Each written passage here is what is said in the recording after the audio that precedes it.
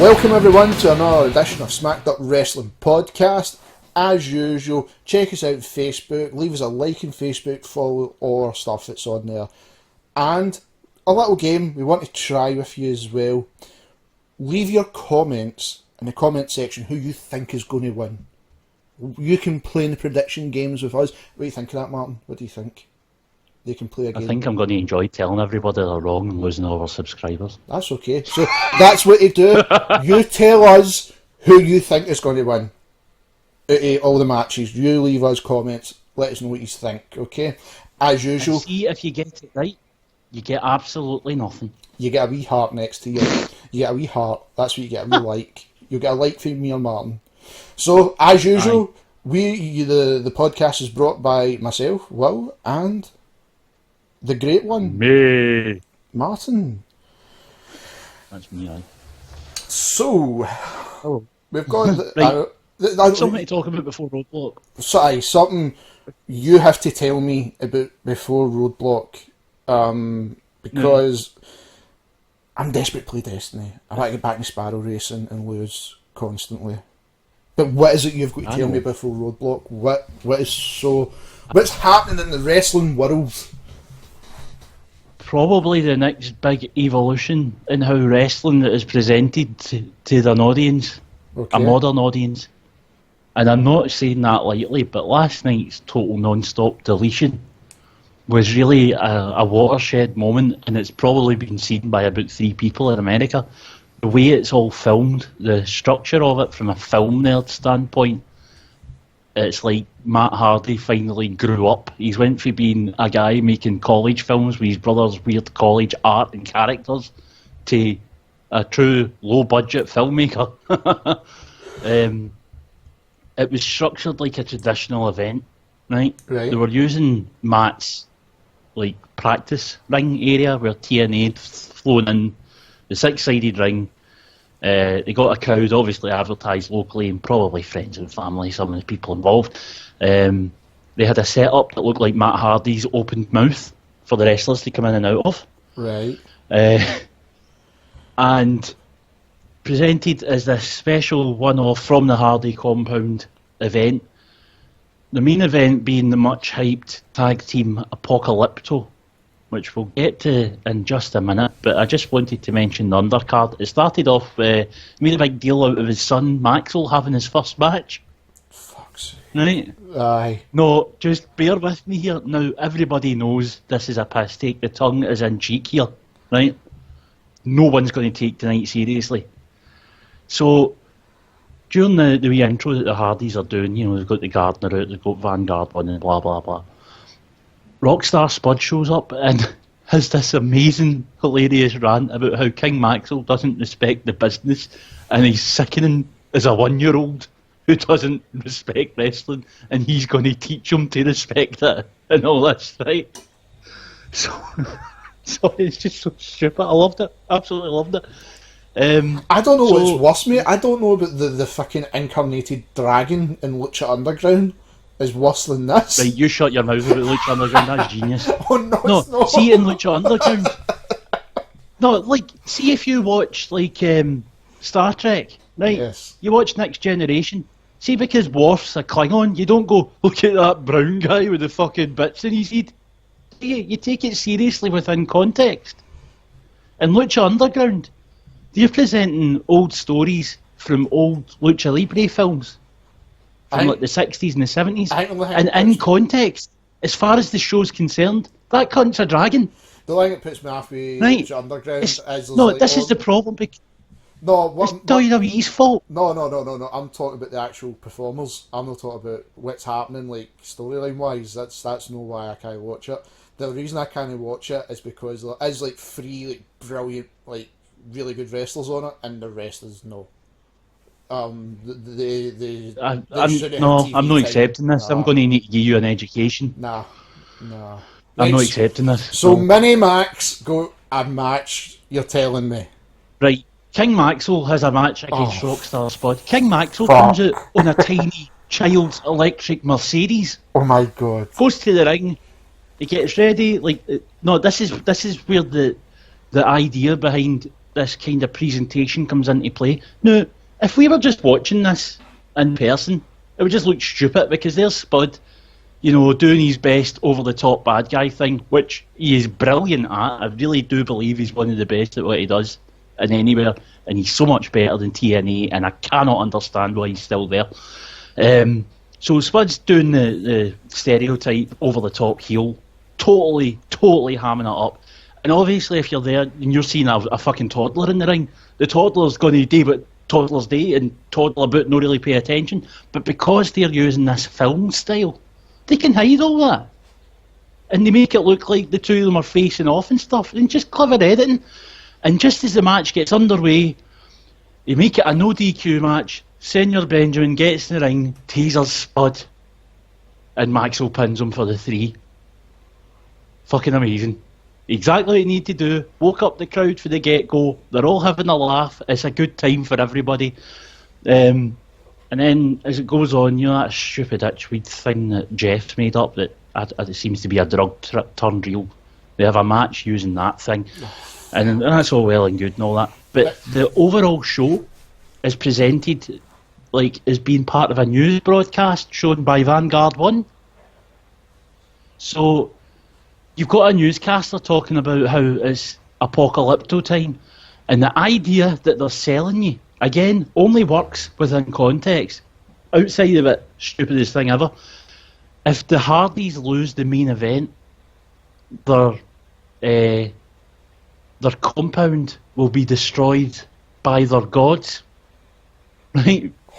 In a series of natural disasters, which will take, wait for it, which will in turn destroy the entire town of wherever the fuck it was, Charlotte or whatever it was, right?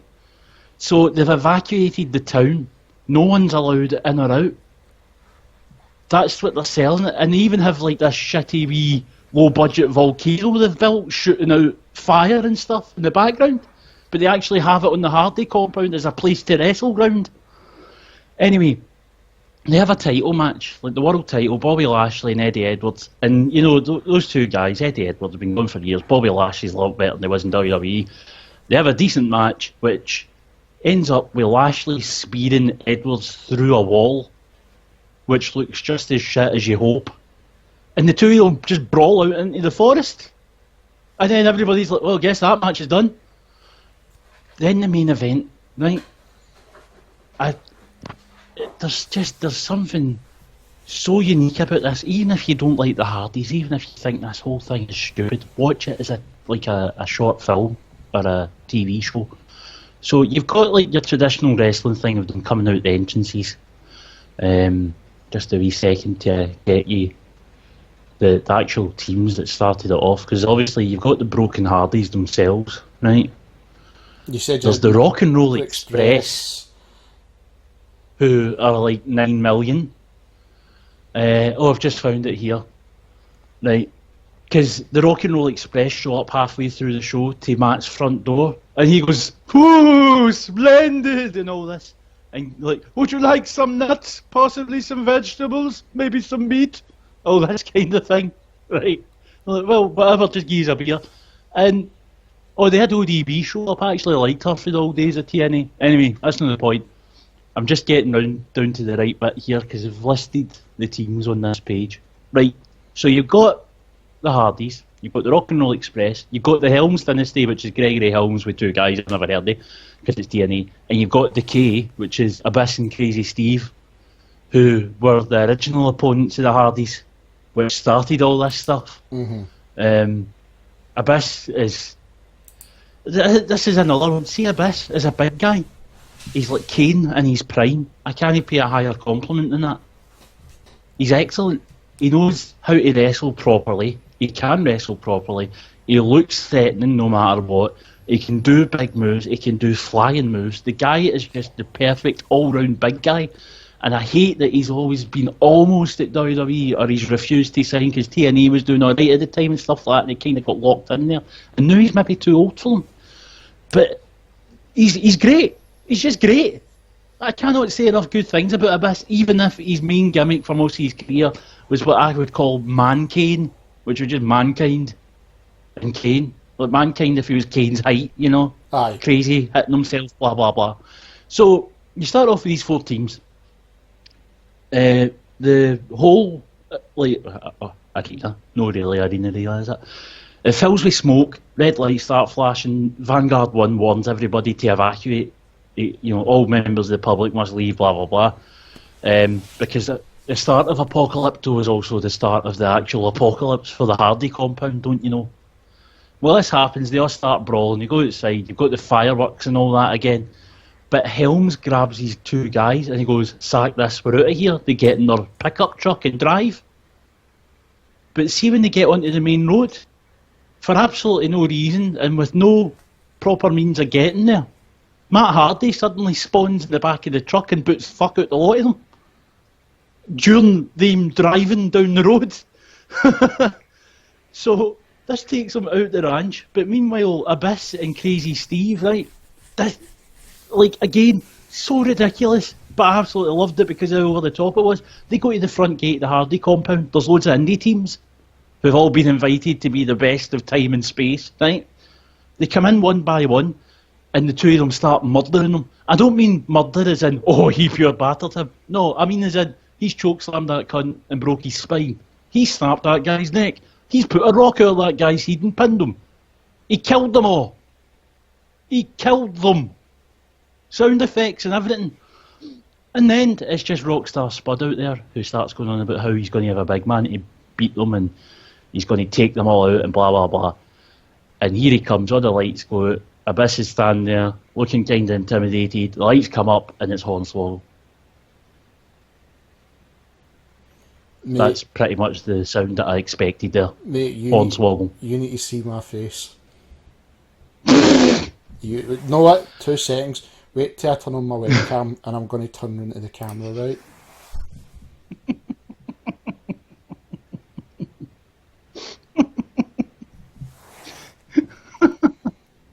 Come on then, it's loading. It's loading. No, it didn't. Oh, wait there. It's better be worth the wait. Oh, by the way, see, during all these people getting murdered, there was a token black tag team at the gates, and when the first guy got murdered, one turns to the other and goes, "Your boy dead!" Oh my fucking god. Oh, he dead, alright. I love it. I don't know what's worse here, right?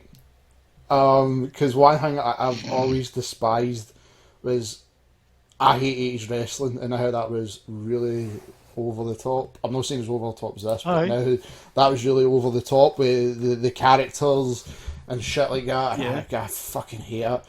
But hearing this, oh my fucking you need to god! watch it. I will watch it. Watch it, man. Right.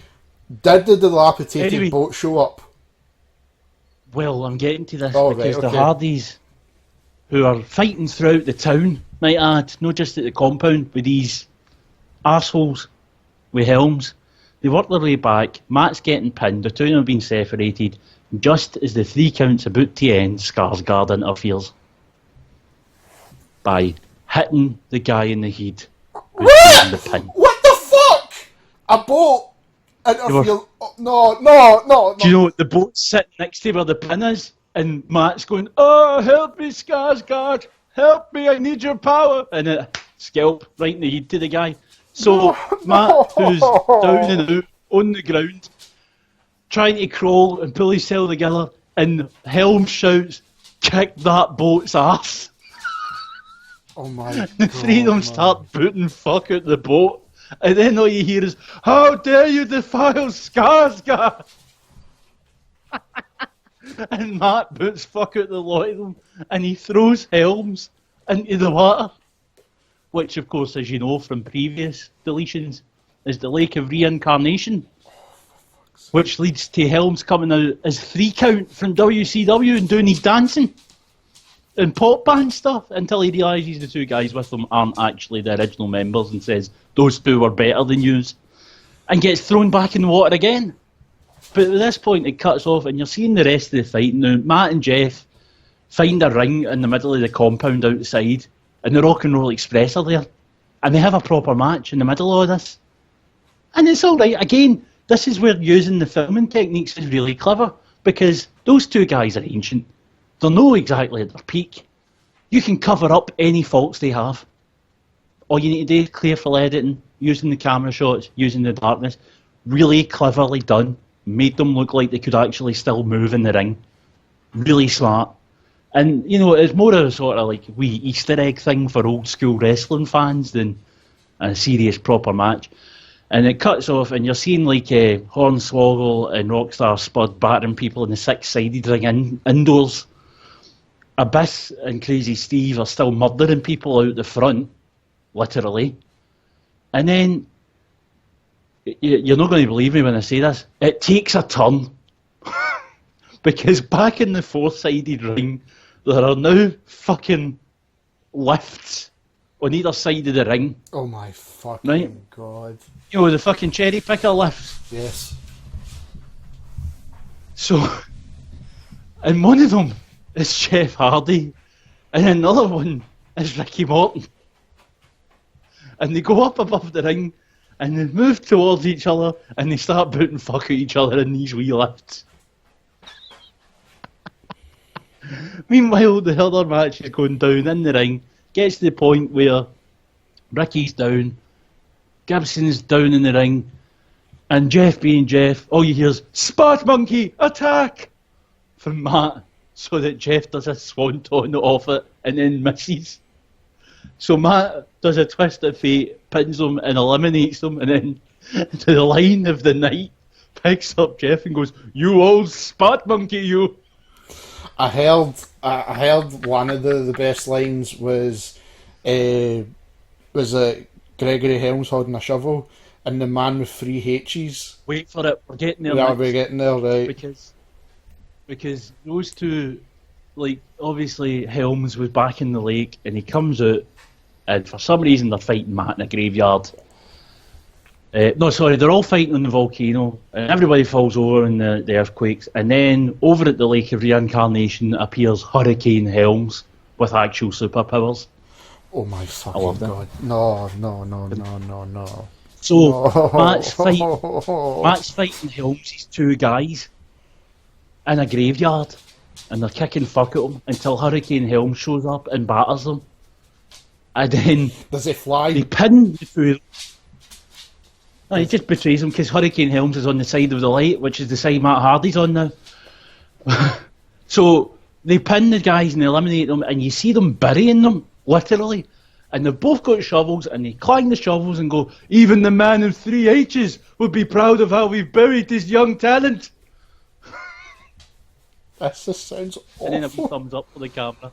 This sounds awful. It ends, like, it's so fucking good. Like, it sounds awful, but seeing you're watching it, the way it's all put together was so cleverly done. It was what they've been building up to over the past 6 months. I'll never doubt anybody's editing skill. You know what I mean? But oh my! Well, I have to between the edit, the use of the cheesy music, the deliberately stupid scenarios.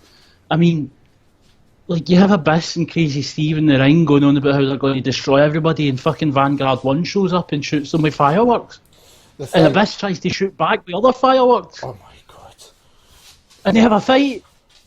And then, like, Vanguard 1 has the wee text message come up saying that was rad as fuck. You know? It's insane. But it's great. The thing before we move on to predictions, I think this will save TNA. I think this is just like a short haul thing. Obviously, Matt Hardy and Jeff Hardy are different. The thing is, this overall is a completely unique way of presenting wrestling. It's an evolution, not a revolution.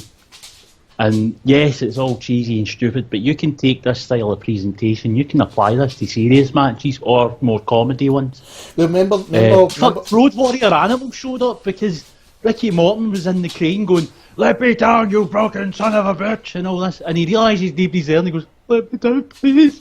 And then Road Warrior Animal shows up and goes, "I see you're stuck up there." Ha ha ha. For no reason. I mean, because we know WWE tried something similar, copied, basically, and it was shit. It was shit. They tried to make it serious as fuck. Missed the point. I'll watch it. I'll just watch that one match. Watch it because the clever part here, and as a film nerd, see during this whole match going on, Lashley and Eddie Edwards were still brawling.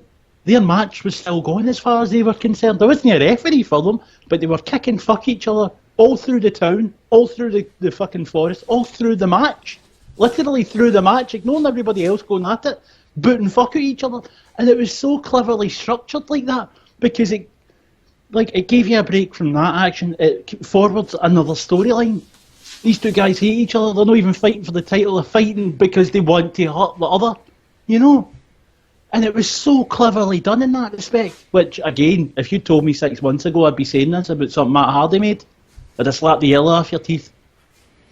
But this style of presentation, I mean, it's like how different art forms can be used to sell. I mean, you can have musicals about revolutions, you can have ballets about great, horrible empires falling, or like what happened to the Tsars, or they can tell comedy through it. In that respect, wrestling can tell different things. This is equally valid to, like, New Japan presenting it as a serious athletic contest, and that's what's clever about it. You could combine this with a deadly serious, everything on the line kind of match, and you could make something completely unique. And I think this is what wrestling's going to need to look into doing, because as entertainment evolves, and we know we've got hundreds and if not thousands of channels, you need something to grab people's attention. And two guys knocking fuck at each other in front of a big, huge flamethrower, that's going to get attention. Just as an example. I still think... I really do think that there's something to this. No, yes, it's stupid. Yes, it's over the top. I'm no doubting, like, say, what Matt Hardy's done, or anything like that. I just feel that no matter what team they throw at them, how, like obviously they've backed Matt Hardy with all this shit. Well, they've had to. The one thing that they have that no one else does. And I wonder... Well, now they're okay for money. Well, it's still save them. Arrowlock's mob. I mean, it would still save them, but that's the thing. One other thing, see, the very end of the show, they went for the full cheesy ending, so, like, you know, they're all lined up, the whole Hardy family is going, the 6 of us will protect this place forever, and then Rebby says, don't you mean 7? You go, you're pregnant! Wonderful! And fireworks shoot off. Oh, fucking hell, fucking I'll watch it, mate. I will watch it, but I know I'm going to constantly facepalm. I know I will. You will. But you know what? I bet you by the end of it, you come to me and you go, I fucking hated so much of that, but it was genius. I won't, because I thought that the same. I thought that way the original one as well. I absolutely hated that. I thought fucking it's a shite. The dilapidated boat got a laugh at me, but apart from that, I just of course it did. But I just hate Matt Hardy and Jeff Hardy. I was never a fan. I was always Edge and Christian. They were the stunt guys, and I preferred Edge and Christian and the Dudleys myself. But see, when Matt Hardy did his first solo run, and he was making cruiserweight version 1 with all the Matt facts and all that, I was crazy for that stuff. I loved it. Absolutely loved it. I'll give it a watch. So insane. But this is the start of something that could put TNA in an entirely unique light, where if they take it and they run with it, they can probably make a nice wee audience for themselves, because they would be completely different to everything else out there. And it was probably a good idea to try that approach. We've seen Lucha Underground do something similar with the way they do their backstage stuff. You know, you've got like the wee short films that introduce characters or new wrestlers or whatever, and then obviously you've got your traditional matches. But if TNA get the balls to run off in this direction, using that style, still, I mean, they've shown last night that you can still have a proper audience watching the matches and have this style of editing, and it works. But I want to see them make a full show in that style, the same way it happened last night, but try and make it something more competitive in nature. We'll see. You know, like a world title match. We'll see what happens. I'll watch it. I know for a fact I'm not probably going to... I won't see it in the same light as you, mate. Even if you don't enjoy it, it's something that everybody who likes wrestling has to see. So... But we'll move on to predictions, mate. We'll get the predictions done. Of course. Right, so if you go... Right, I've just got a wee list here. What is the score? I know I'm winning, but what is the score? I'll just check for you. Remember, we eliminated the pre-show matches that we'd had before because we're not it kept having the pre-show. score. Like, it kept the equal number between us, but there's no point because we never know what's on a pre-show till after it's happened usually. So I'll just pull this up. This one is kind of gave it away, but I don't know if it's a pre-show. They're saying it's a pre-show. I don't know if I would have it pre-show, but they're saying it is. So, but I think it's 15-12 after TLC. Right. Okay. So going into Roadblock, there is a couple of championship matches. It looks like the only one they've not updated is the tag titles on the line. Yes. Right. Well, that was happened at Tribute to the Troops. The number one contenders are Cesaro and Sheamus up against the New Day, whatever combination that's going to be in a. I'm quite looking forward to that. Right, well, every match that those two teams have had. Right, well, great. With this card I've got, this was updated on the 16th, so they've no put that match in. So they're expecting kickoff as Rusev versus Big Cass. So we won't count this one, but Rusev for the win. That won't happen any different. But let's go with that tag team match first. Well, I've got Wikipedia 7 matches for the main card. Sounds right, and that would include that. Would it? I know sometimes they go for 6. Well, hopefully. But what if? Tell you what. Why don't we predict it? If it goes to the pre-show, we'll cut it. Right. Okay. Right. We'll put asterisks next to it. Rusev against Big Cass. I can't see anything happening. Nah, Rusev. So it's like that's an easy pick. Aye. But then we'll go with the tag team, mate, because it's known. That's just in case I forget the tag team match. Aye. Right. Now we know that the record's been broken.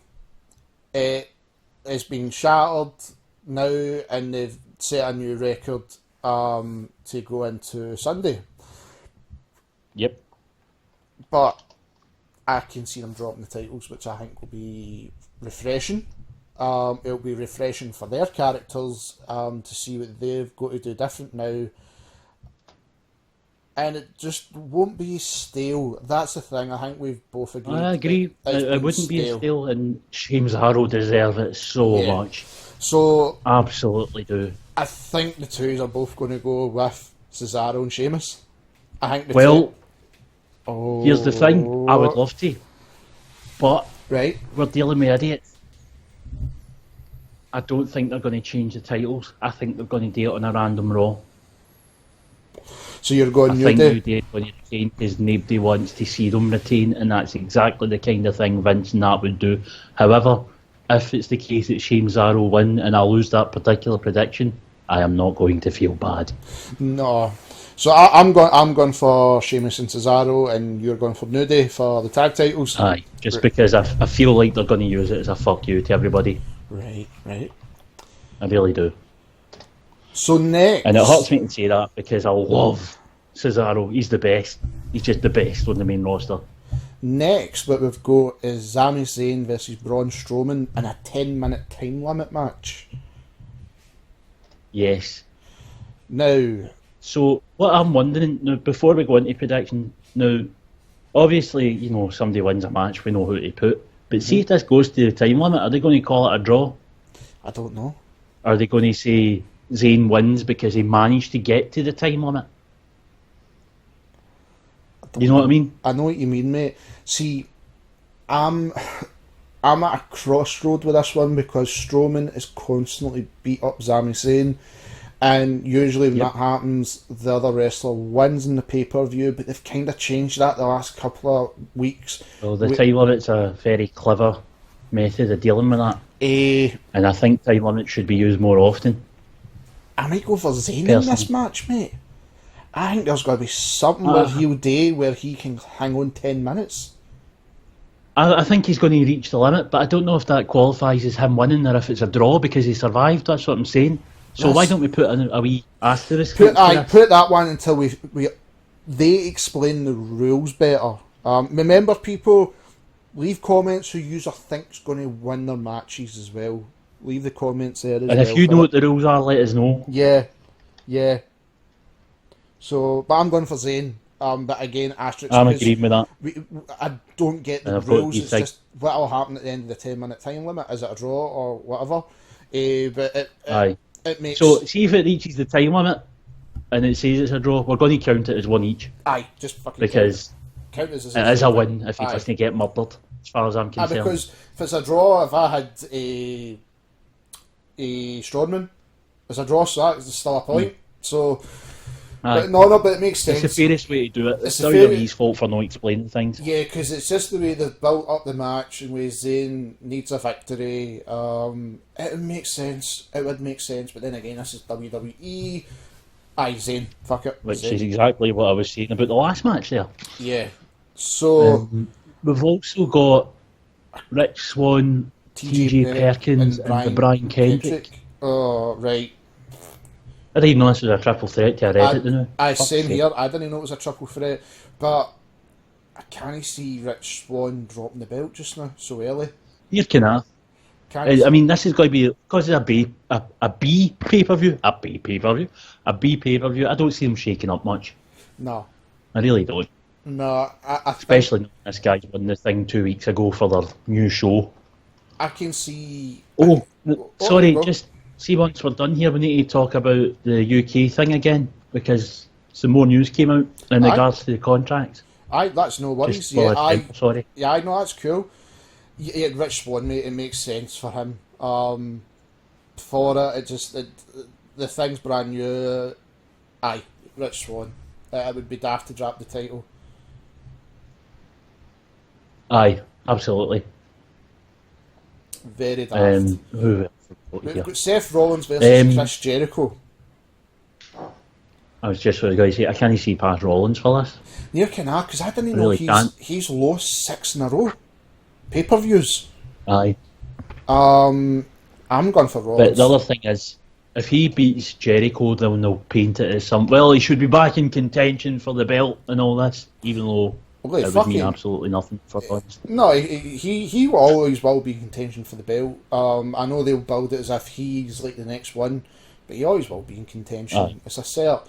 But I'm going. It's just the only thing that would maybe have altered things would be because the Rumble's coming up, but they're not even paying attention to that fact now. And I tell you what, although Raw's been in the upswing recently, they are going to struggle to fill the next few weeks between now and the Rumble. Just like they've not got the smarts that SmackDown had to build up to Survivor Series in that extra time that they had. I don't know how Raw's going to manage to address it. Sure, they've got the bonus of Christmas and New Year, where they can maybe do like a silly Christmas show or whatever. But I don't see it being a very entertaining few weeks until maybe like 2 weeks before the Rumble. Well, here's where it's going Goldberg is on the 2nd of January show though, so we'll see what happens.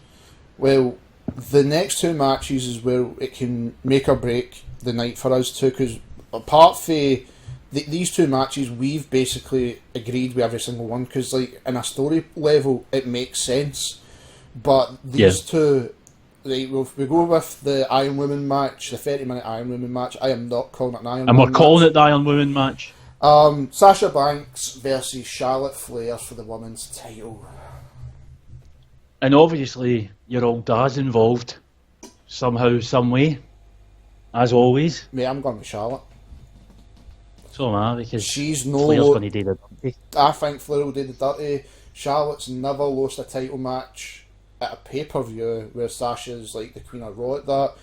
If the title does change hand again, they've got to come up with something fucking different. Do you know what I mean? It's this hot potato with the title. Well, maybe they'll finally pull the trigger on Bayley. They've got to.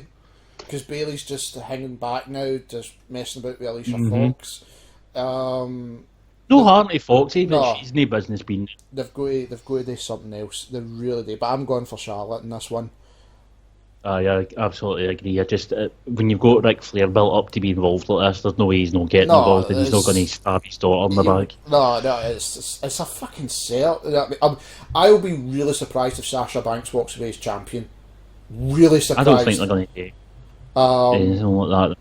But like, if there's going to be one title getting changed on Sunday, it's this. Yes, it's going to be the Universal Champion. I don't know how to think about this one. I really don't. Owens. Don't know how he's going to do it, but Owens is going to win it. It's going to involve silly buggers and probably Roman getting screwed by his new next rival. But, to build something for the Rumble, I just can't see Reigns taking this, not just now. The way I'm looking at it, mate, right, and I'm having a think about it, and it's something fucking WWE would do. I know there's too much of a good thing is always a bad thing. New Day is a prime example. Except when it comes to actual wrestling being on TV, as far as they're concerned, in which case there'll be more. Wrestling's different. I would never take away, like we said yesterday, we would never take away their ability, because their stable is like powerhouse, high flyer, and an all rounder, perfect, and they're all good talk. Well, I'd say two are good talkers. I've never been sold Kofi Kingston try to do a promo. Well, you're right. You're right. He never quite sounded like he meant what he was saying. Authentic, I suppose would be the word I'm looking for. It's weird. It's really weird when he does one. No harm in the guy. He's phenomenal in the ring, and I mean, the highlight of the Royal Rumble every year is his spot. Yeah. There's always something wild, and like I'm very happy that he has this steady, pretty much job for life at this point, because no one deserves it more in terms of talent. But he can't cut a promo.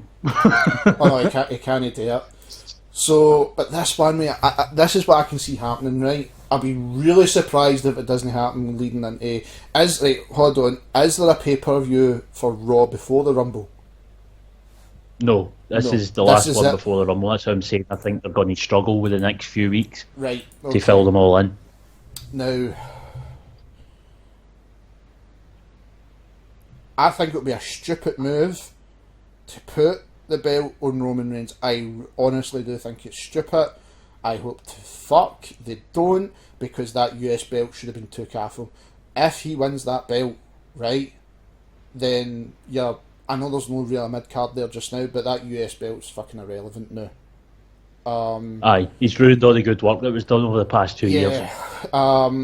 But I can honestly see this, mate. I can honestly see Jericho coming in to interfere somehow and cost Kevin Owens the match. See, I think he's going to go for Owens after the re-rival. In fact, you know what? No, I don't, because this is Jericho and he always does stuff differently. He's going to go down there to make you think that that's exactly what he's going to do, that he's going to go for Owens and he's going to go for Reigns, and they two are going to go at it for the US belt properly, because that's the only belt Jericho's never had. It gives Reigns a guaranteed good match come Mania time, because Jericho can carry anybody anywhere. And it makes the US belt relevant again, because even though Roman's done nothing with it, and the writers have done nothing with it, the fact that a guy the calibre of Jericho is saying, I need this because it's the last part of my legacy, that makes it a big deal. I mean, because you can have Seth Rollins, I know, well, they've done it with Dean Ambrose and fucking AJ Styles, and they two always put on a good match. Finn Balor is really close to coming back now, and you would imagine him going straight back into the title picture because of what happened to him. Or at least the top of the card anyway. Yeah, so... Oh, mate, this is so hard to call, this one. And it's such a meaningless pay-per-view. It's not even a big pay-per-view. It's so I'm telling you, I think the way it's going to go down is Owens is walking out with that belt because of Jericho. But I'm not influencing your decision, because I hope you're wrong whatever you decide. For the sake of the viewers, mate, I'm going Reigns. For the sake of the viewers, every other one we've said the exact same. We need one that changes, so I'll go Reigns for the sake of the main title. And I think it's purely what I was thinking there. Jericho's going to cost them. I genuinely think it, but I don't want Reigns to win. But for the sake of it being different, I'll put Reigns as winner, because if we apart from that one match, it doesn't matter what other matches happen. The scores are never going to really change. So we need a change. We need a change. I do suspect that the women's match will main event, just because it's the only one with a gimmick. Mate, it wouldn't surprise me. It really wouldn't surprise me the way Raw's been doing the women matches, and they're more over than the actual guys wrestling. Aye, and also the other thing is, if they're going to change a title, and we do suspect it'll be that one, then they're more likely to change it in the main event. The women's because one, something happens there. the women's one, I expect to change. The Universal, I mean, people are going on. I mean, the card prediction I brought there about Kevin Owens having, like, he's not had the best of runs with the title. Yep. Well, whoever, Not his fault either. Not his He's fault, done his mate. job very well. But let's just put it this way: I think that writer forgot Seth Rollins' run as a champion. Yeah. No, it's Kevin Owens has played the heel character correct. He's got under your skin. Heel characters are not supposed to be super strong like a Brock Lesnar or anything like that. They're supposed to be dirty. They've got to find And they're not all supposed to be cowards. Yep. And they've got to find a way to get out of a Sometimes match or you get use heels something. that actually boot fuck out people. So it's like the writer who wrote that. Do your research and think about your life choices. Aye, because they're right. They're wrong. Whoever But you are. whoever you are, I don't know who you are, but think about your life choices. But that's our prediction for Roadblock, end of the line. So if you agree with us, or if you think whoever's going to win different, leave it in the comments. We like to keep this going, but you won't be involved with the championship belt with me, Martin. That's still up for grabs, and I'm running away. Hopefully. Just before we go, the WWE UK Yes, thing. this is the thing. First of all, it's sold out. Well, is this going to be the breaking news that came out after the podcast yesterday? Yes. Right. Basically, I'll let you speak about it, mate. Basically, when we finished the podcast yesterday, which was a great podcast, explaining why it might be a bad thing for British wrestling. This news broke, and I just started the rendering process of the podcast. Aye, so we're going to back-to-backsies basically. Aye, so and literally 10 minutes after we finished as well. Rendering a podcast with Sony Vegas is a fucking nightmare. With such powerful voices involved in the podcast as well. Powerful manly voices. But I'll let you go, mate. Take it away with the news that came out. Right. Regal was interviewed about the WWE UK tournament and show, and he has said there are no restrictions at all on where else the performers work and who they work for. They can do pay-per-view, they can appear on weekly shows and streaming services. So the likes of Wolfgang and Trent Seven, who are currently feuding for the ICW belt, are completely unaffected. I think the only stipulation is that WWE UK is their priority and they must be available for that. Other than that, it's fair game. Which is a game changer. Also, again, no really ideal thing for UK wrestling, because in the short run, fantastic news for all fans. In the long run, this is going to be a very cynical way for WWE to start pulling the talent away from the other companies with the promise saying, oh, you're going to work here, here and here, you can do what you want. But then when they've got the talent they need and they're pulling in the viewers or getting the attention that they want, they'll change those deals. Yeah, that's the thing. That's the way I took from it as well. The fact that was your main thing. We spoke about where ITV done a much better deal. The healthcare aside is a fucking game changer right away. I had to explain that to Marie this morning. She thought WWE kind of looked after. I went, no, because think you. Oh, the fuck they do. Sometimes they'll pay for surgery and then they take the money back off you. Look at CM Punk suing them about the staph infection. So I had to explain to Marie. I went, no, they don't really have the healthcare system. I said ITV's doing it, which would make more sense why wrestlers would go, well, if I have a bad fucking accident, they're covering me and they'll honour my contract. Aye. So that looked more appealing, and I can understand why the talent WWE got was not a wow talent. It was it's good wrestlers. There was a couple of names, but overall, I mean, let's be honest, the likes of Trent, with him signing there, this is a stepping stone to go into the main roster for him, guaranteed. That guy's too talented to be stuck here. Basically, he's going to be in the big stage sooner or later, and he's going to do all right for himself, I reckon. But he's still young too. But you're right. I do see it as a kind of. I mean, people will look at this. I mean, I've seen so many people saying this is amazing, It is good for British wrestling because Short term, absolutely. Now that they're allowed to wrestle where they want. We know in Britain we have got probably the best independent scene in the world right now. The problem with WWE doing this, there's Tony, I was waiting for him doing it. The problem with WWE doing it, like we agreed with yesterday, is the minute they do this, will it ruin it? Yes, it could, because when you take ITV, an average average crowd that watches it, what, 20 million, it could watch Coronation Street or what was it? Average, but 20. Well, their big audiences are between 20 and 25 million for their biggest stuff, usually around about Christmas. So if you take World of Sport, your average ITV audience is still millions. So if you take ITV Sport, say 5 million, that's still 4 million than the network, and still 4 million more than Sky Sports. But Sky Sports hasn't got this, so it's I don't know, mate. I'm the same as you. I still think well, there's TV what I was going to say about and a lot of things that's going to be shown with these contracts just now. Yeah, it's great that it's not hindering where you work, but what's going to happen is, see, maybe if this pays off for them, and then it comes time to renew the contracts in a year or two, they'll offer more money, but they'll put the restrictions on, because they'll be in a better negotiating position should the show be a success. And that right then, that is now going to be the deciding moment for the future of the scene here. Yeah. Because there could be some really good money offered. Yeah. But if they're saying, you do this, you'll work like this tour, and we'll do this show every week, and you'll maybe get like your special every quarter, like NXT. But then that's going to take that talent away from everyone else. Because, and fair play to them, if the money's good, that's fair enough.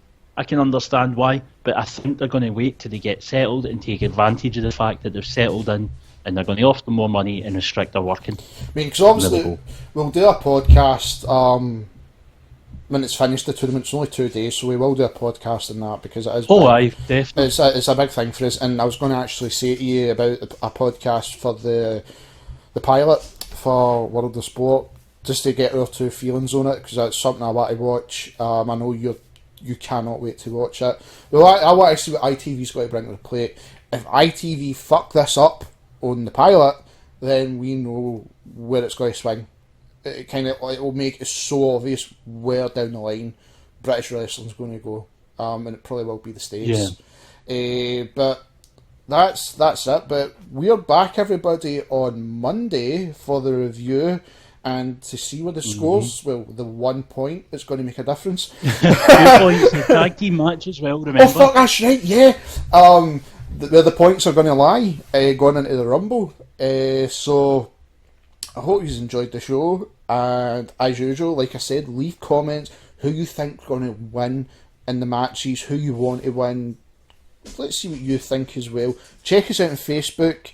Leave us a like there. You can get to see any of the news Martin puts up.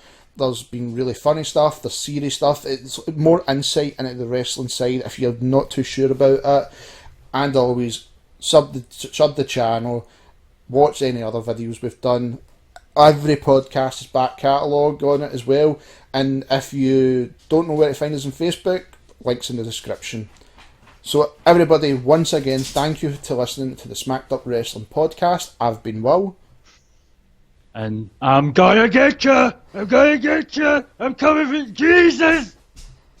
What I'm saying about these predictions to you, personally. Mate, I'm going to ride away on a bicycle. I am going to ride away on a bicycle to WrestleMania. You're not getting my title. Mate, I will catch you in Destiny later. Everybody, once again, thank you to listen to the Smacked Up Wrestling Podcast.